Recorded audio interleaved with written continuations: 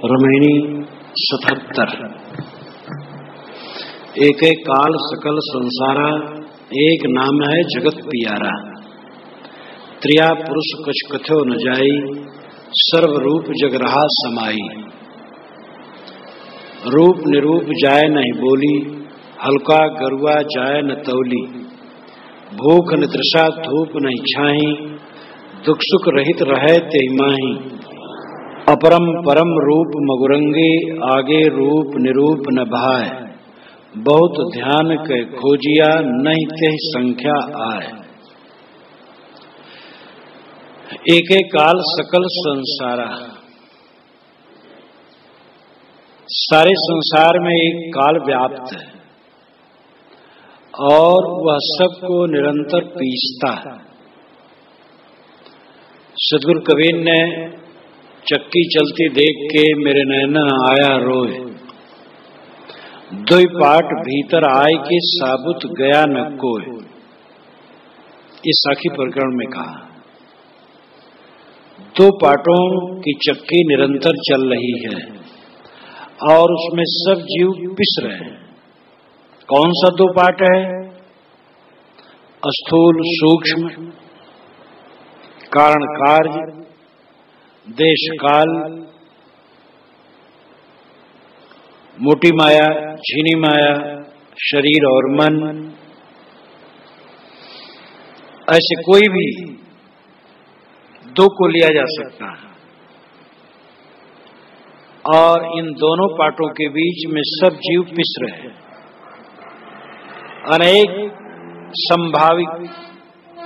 अनेक संभावित हानि लाभ की कल्पनाओं को लेकर के जीव निरंतर जलता रहता है।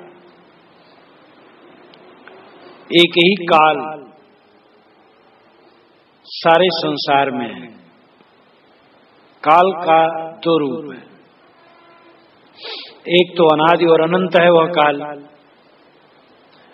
और दूसरा सेकंड, मिनट, घंटा, रात दिन, सप्ताह, पक्ष, मास, वर्ष, ये सब काल के खंड करके उसको हम समझने की चेष्टा करते हैं। वस्तुतः काल अनादि है और अनंत है, सदा से है, सदा रहेगा। काल समय, देश और काल के आयाम में सारी वस्तुएं गति करती हैं और सबका निरंतर परिवर्तन होता है। उत्पत्ति और विनाश परिवर्तन में फलते हैं। देश और काल परिवर्तन में लगते हैं। टेबल पर एक वस्तु रखी गई और उसको सरकाई गई।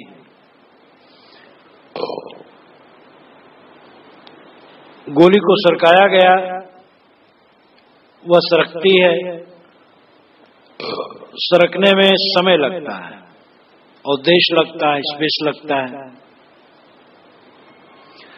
देश और काल में संसार की सारी गतिविधियां हो रही हैं, उसी में निर्माण और विनाश ये घटित हो रहे हैं। यहां कुछ भी स्थिर नहीं है। एक काल सबको पीस रहा है। अगर हम विचार करके देखें, सूर्यवंश, चंद्रवंश, यदुवंश, बड़े बड़े राजे महाराजे, इन सब के आज नाम शेष है और कुछ नहीं। 100 वर्ष की कोई वस्तु आपके घर में मिलना मुश्किल है। बड़े बड़े नगरों में 100 वर्ष का पुराना मकान कहीं कोई होता है। सब कुछ क्षण क्षण मिटता है, बदलता है।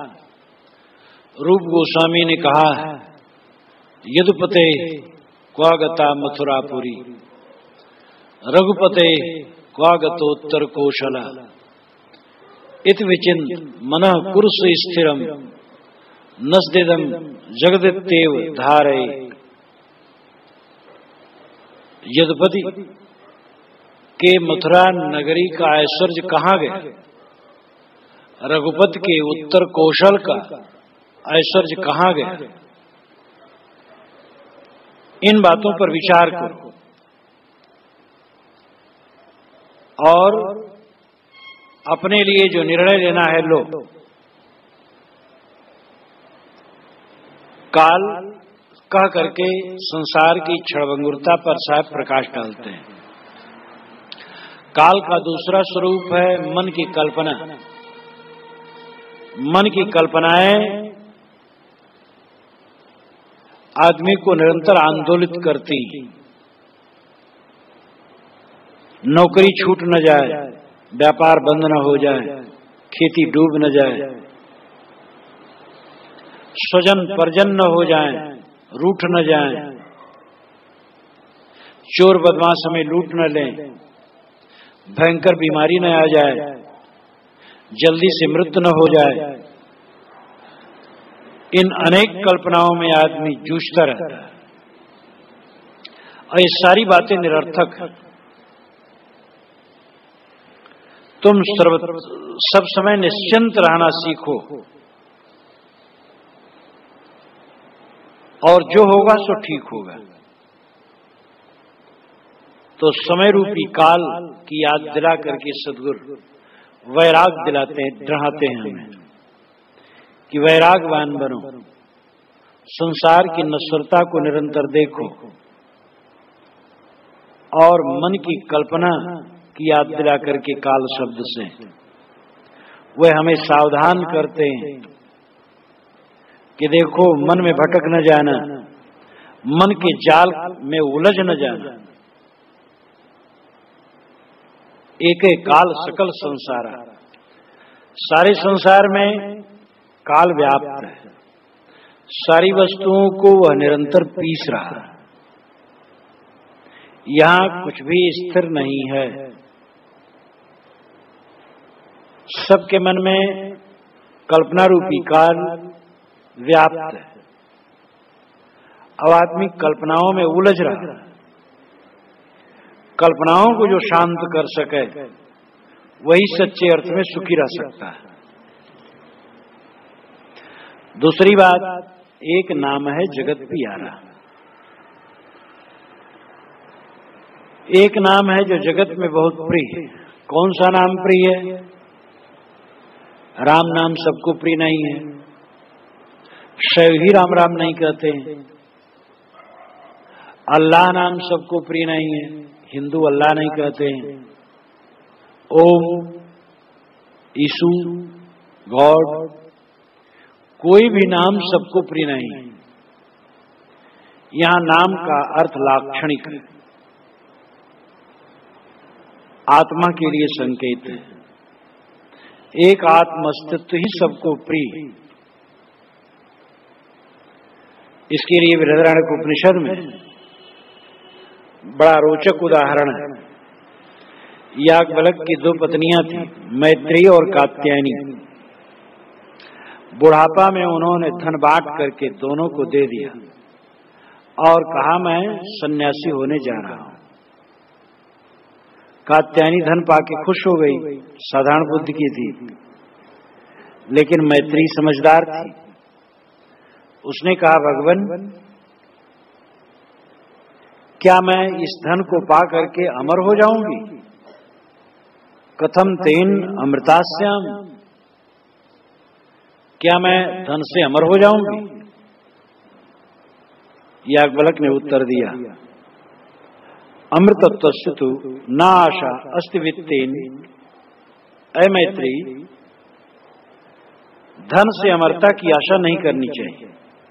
मैत्रेयी ने कहा, एनाहम नामृतास्याम किमहम तेन कुर्याम। मैं जिससे अमरता न पा सकूं उसको लेकर के क्या करूं? याज्ञवल्क्य ने कहा, सुनो, मैं तुमको अमरता का रास्ता बताता हूं। पति की कामना के लिए पति प्रिय नहीं होता। किंतु अपनी आत्मा की कामना के लिए पति होता है।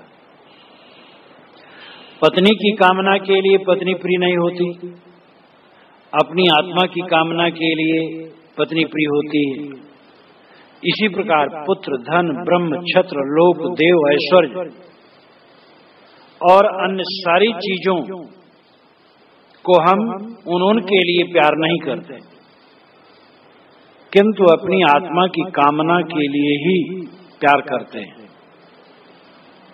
जिस आत्मा के लिए हम सब कुछ को प्यार करते हैं, वह आत्मा ही देखने, सुनने, मनन करने और निधिध्यासन करने योग्य है। हे मैत्रेयी, आत्मा को देखने, सुनने, समझने और जानने से मनुष्य मानव सब कुछ जान जाता है और सब कुछ पा लेता है। आत्मा वारी द्रष्टव्य, श्रोतव्यो, मंतव्यो, निधिध्यास्तव्यो। मैत्रेय आत्मनो वारी दर्शनेन श्रवणेन मत्या विज्ञानेनेदं सर्वं विदितम्। आत्मा को जान लेने पर मानो सब कुछ जाना हुआ है, क्योंकि अपनी आत्मा के साक्षात्कार में ही सारी वस्तुएं जानी जाती हैं। एक नाम है जगत पियारा, एक आत्मा जिसका नाम है वही जगत में प्रिय है। आत्मा ही प्रिय है, स्वयं ही प्रिय है, स्वयं के लिए ही सब कुछ किया जाता है और कुछ प्रिय नहीं।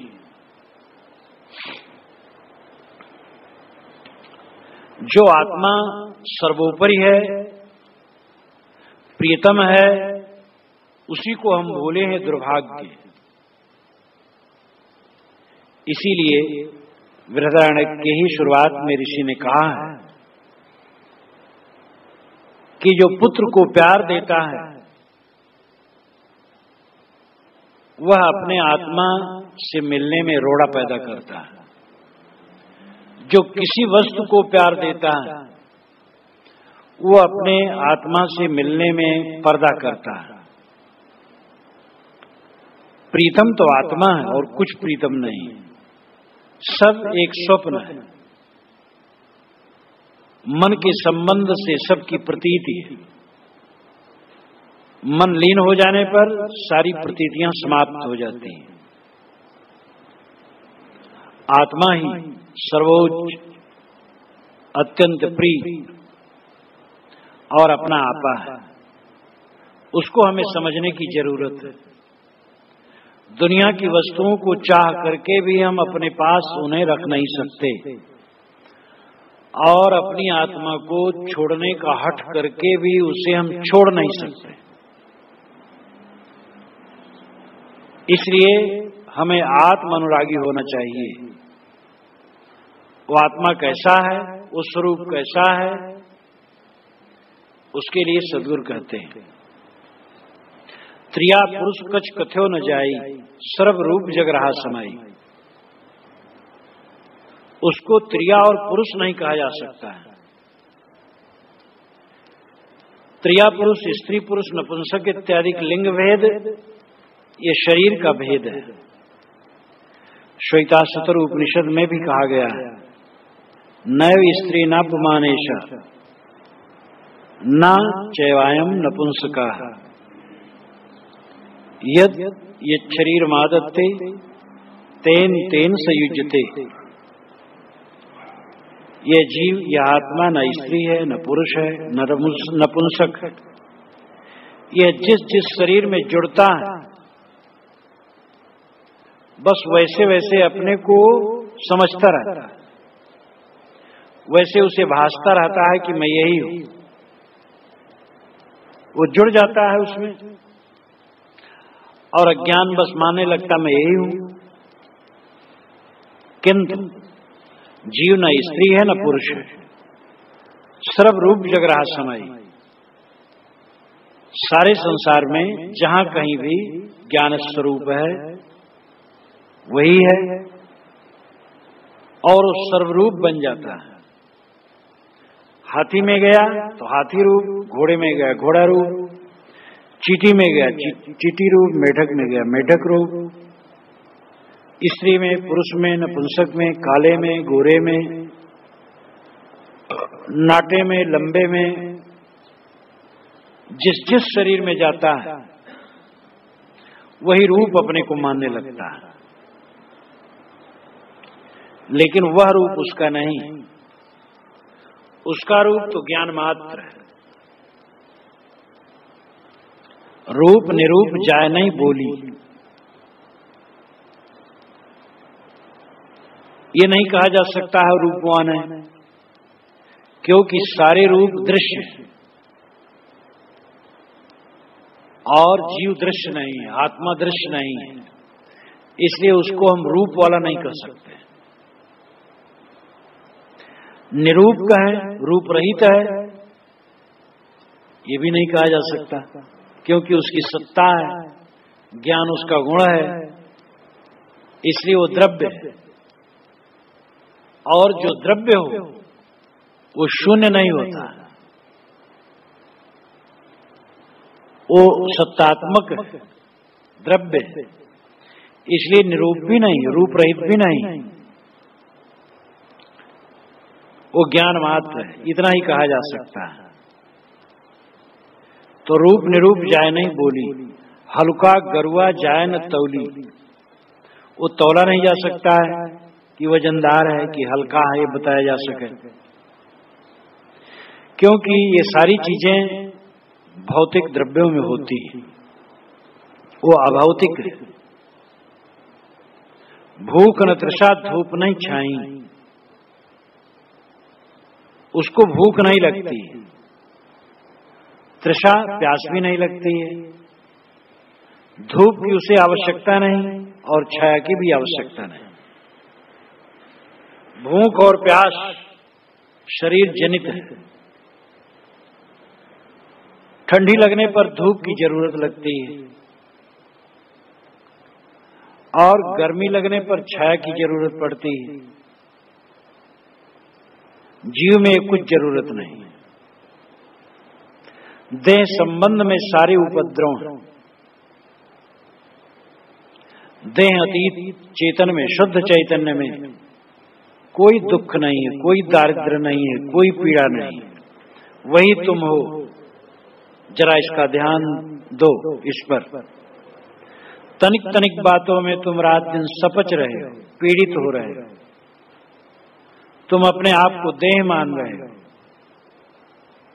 स्त्री पुरुष मान रहे हो, ससुर दामाद मान रहे हो, पिता पुत्र मान रहे हो, बहन बेटी साली सरहज मान रहे हो, शत्रु मित्र मान रहे हो, ब्राह्मण शूद्र मान रहे हो, हिंदू मुसलमान मान रहे हो, पतला मोटा मान रहे हो। ये तुम्हारे मन का धोखा है। तुम यह सब नहीं हो। विवेक से देह को दूर रख दो। ये हाड़ मांस का ढांचा, ये मिट्टी का पिंड जो आजकल में बाहर आकर के गिर पड़ने वाला है, यह तुम नहीं हो। ये खाक तुम नहीं हो, धूल तुम नहीं हो, तुम तो शुद्ध चैतन्य हो, ज्ञान मात्र हो, अविनाशी हो। अत्यंत सूक्ष्म स्वरूप तुम्हारा है। अड़ो रड़ियाम महतो महीयान, आत्मस जंतोर्नितो गुहायाम, तमक्रतु पश्यत वीत शोकौ, धातु प्रसादान महिमान आत्मना। अड़ो रड़ियाम जो अणु से अणु है, महतो महीयान और अपने गुणों में महान से महान है। अड़ो रड़ियाम महतो महीयान, आत्मस जंतोर्नितो गुहायाम, वह आत्मा सभी जंतुओं सभी प्राणियों के हृदय गुफा में बैठा है। तमक्रतु पश्यत वीत शोको, उसको कैसे पश्यत देखा जा सकता है, उसका साक्षात्कार कैसे होगा? जब आदमी अकृत और वीत शोक हो। अकृत का मतलब है कर्म प्रपंच से रहित हो, दुनिया के गोरख धंधे में रात दिन उलझन और वीत शोक निर्द्वंद, सूखी रोटी मिल जाए, पानी मिल जाए, थोड़ा कपड़े मिल जाएं, रहने की जगह मिल जाए, और क्या चाहिए। साधना करो, कल्याण करो, जीवन की सफलता इसमें है, दुनिया के ऐश्वर्य और ठाट ठटने में नहीं। तमक्रतु पश्यत वीत शोको धातु प्रसादान महिमान महात्मन। धातु कहते जो धारण करे, मन और इंद्रियां जीवन को धारण करती हैं, इसलिए धातु। इनके प्रसाद शुद्ध होने पर महिमानम आत्मनः, आत्मा अपनी महिमा में प्रतिष्ठित हो जाता है। दुख सुख रहित रहे तेहि माही। सद्गुरु कहते हैं दुख और सुख दोनों द्वंद्वों से तुम्हारा स्वरूप अलग है, इसलिए रहते ही माही, उसी में तुम रहो, स्वरूप में रहो, देह में न रहो। देहाकार वृत्ति लिए मत बचो, स्वरूपाकार वृत्ति अपनाओ। अहम शुद्ध चैतन्य ज्ञान स्वरूपम अजरहम अमरहम अखंडम मनूपम। इस महामंत्र को आत्मसात कर लो, निरंतर तुम्हारे हृदय में गूंजता रहे, मैं अजर अमर अखंड शुद्ध चैतन्य हूं। अपरम परम रूप मगुरंगी, आगे रूप निरूप न भाए। अपरम परम, अपरम परम का मतलब सर्वोच्च। तुम्हारा स्वरूप सर्वोच्च, आत्मा से श्रेष्ठ, चेतन से श्रेष्ठ कुछ नहीं, उसके समान भी कुछ नहीं है। जो उसके समान है वो सजाती है, चेतन चेतन सजाती है, और विजाति जड़ है, इसलिए आत्म अस्तित्व के समान कुछ नहीं। अपरम परम सर्वोच्च तत्व तुम्हारा आपा है। रूप मगुरंगी, अपरम परम रूप तुम्हारा चेतन सर्वोच्च है, मगुरंगी। उसी मार्ग में रमो, उसी मार्ग में अपने को रंगो, स्वरूप विचार में ही अपने को निरंतर रंगो। अंदर में जो शब्द विषय वासना की गूंजते उनको निकालो, बाहर के विषय वासना के शब्द न कहो। व्यवहार की चर्चा काम भर की करो, ज्यादा न करो। लाई लगाई इधर उधर की बात न करो, समय बर्बाद न करो। ज्ञान की चर्चा करो, पाठ करो, स्वरूप चिंतन करो, ध्यान करो, समाधि करो। अपरम परम रूप तुम्हारा चैतन्य, तुम्हारा स्वरूप अपरम परम सर्वोच्च। मगुरंगी, इसी मार्ग में रहो, आगे रूप निरूप न भाए। भाई भाई है भाई, इसके आगे उसके रूप का निरूपण नहीं हो सकता। रूप निरूप, रूप यानी स्वरूप, निरूप यानी निरूपण, विश्लेषण, कथन। जो संकेत में कहा गया, न वो स्त्री है न पुरुष है, न रूप वाला है न अरूप वाला है, न हल्का है न गरुआ है, न उसमें भूख प्यास है न धूप छाया है, न दुख सुख है। इस प्रकार निषेधक संकेतों में उसके लिए निर्देश किया गया। बस यही चारा है उसको समझाने के लिए। अरूपम मगंधम स्पर्शम, श्रुतियों में भी कहा गया। नान्त प्रज्ञम न बहिष्प्रज्ञम नो भयत प्रज्ञम न प्रज्ञान घनम न प्रज्ञम न प्रज्ञम। अव्यवहार मग्राह लक्षण मत्पदेश में एकात्म प्रत्ययसारम। प्रपंचोपशमम शांतम शिवमद्वैतम चतुर्थम मन्यन्ते सात्मा साविज्ञा। निषेधात्मक स्वर में बताते बताते फिर कहा आत्मस्तित्व मात्र है वो। एक आत्म प्रत्यक्षारम, एक आत्मस्तित्व मात्र है। प्रपंच का उपशमन है, शांत है, शिव है, कल्याण स्वरूप है। तुम्हारे समान तुम हो और कुछ नहीं। आगे रूप निरूप न भाई, अरे भाई आगे इसके रूप का निरूपण नहीं हो सकता और करने की जरूरत नहीं, वो तुम ही हो, खोजना नहीं है, तुम स्वयं हो। जो भी जाति उसको छोड़ो, स्वयं में ठहरो। बहुत ध्यान के खोजिया नहीं ते संख्या है। साहब कहते हैं बहुत ध्यान करके खोजा गया। मनीषियों ने ध्यान द्वारा बहुत इसका अन्वेषण किया। नहीं ते संख्या, यहां संख्या का अर्थ तरीका, और इसको समझाने का कोई दूसरा तरीका नहीं। संख्या अर्थ गणना। पुरुष बहुतम सिद्धम, चेतना गुण तो एक है सब में, लेकिन व्यक्तित्व अलग अलग है। संख्या के दो अर्थ, तरीका और संख्या, गणना। बहुत ध्यान करके खोजा गया, लेकिन इसको समझाने का और कोई दूसरा तरीका नहीं। निषेधात्मक स्वर में कह करके, और संकेत यह है कि वो तुम हो।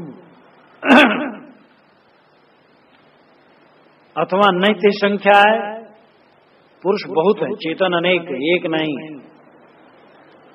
सांकारिका में ईश्वर कृष्ण ने कहा, जनन मरण करणानाम प्रतिनियमात युगपत प्रवृत्तेश्च पुरुष बहुतम सिद्धम त्रैगुण विपर्याच्चैव।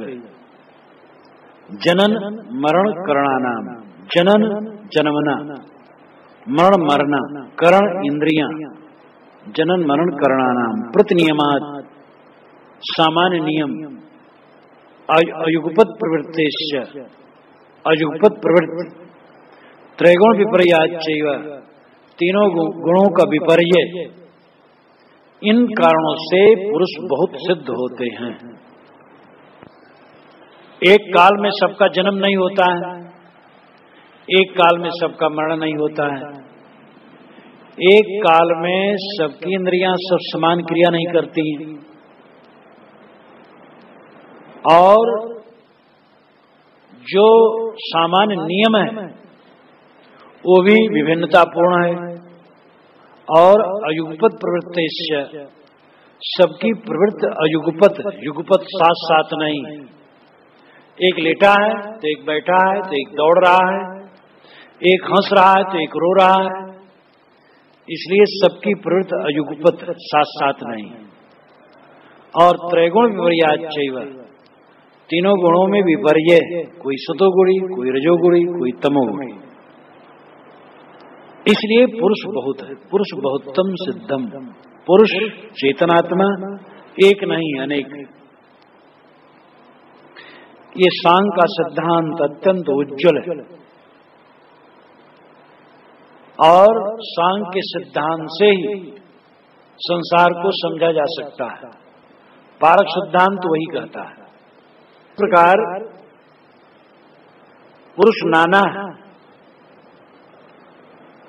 स्वरूप को समझने के लिए सदगुरु पूर्ण साहिब ने कहा,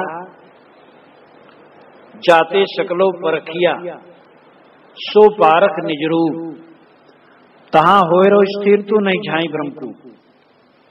जिससे तूने सबको परखा सो पारख निज रूप है।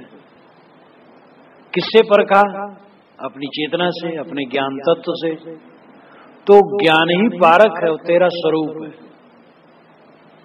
तहां होए रो स्थिर तू, बस वहीं तू स्थिर हो जा, अपने ज्ञान में स्थिर हो जा।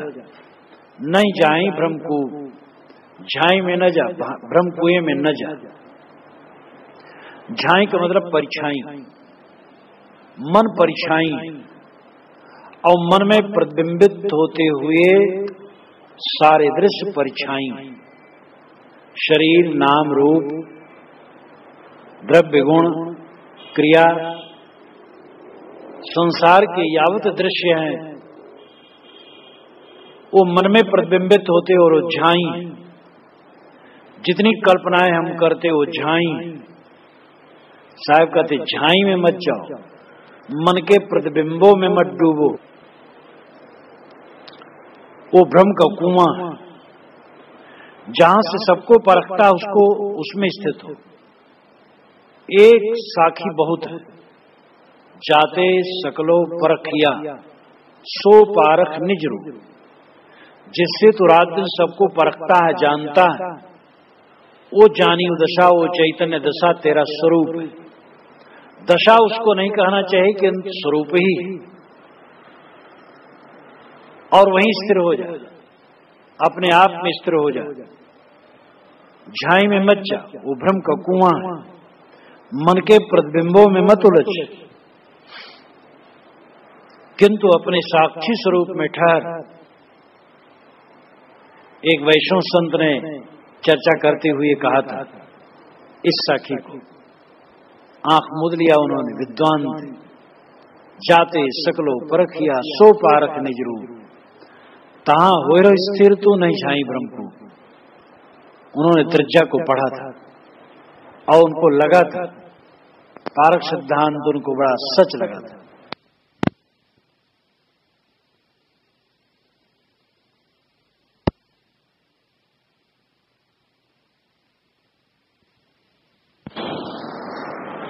रामायणी 78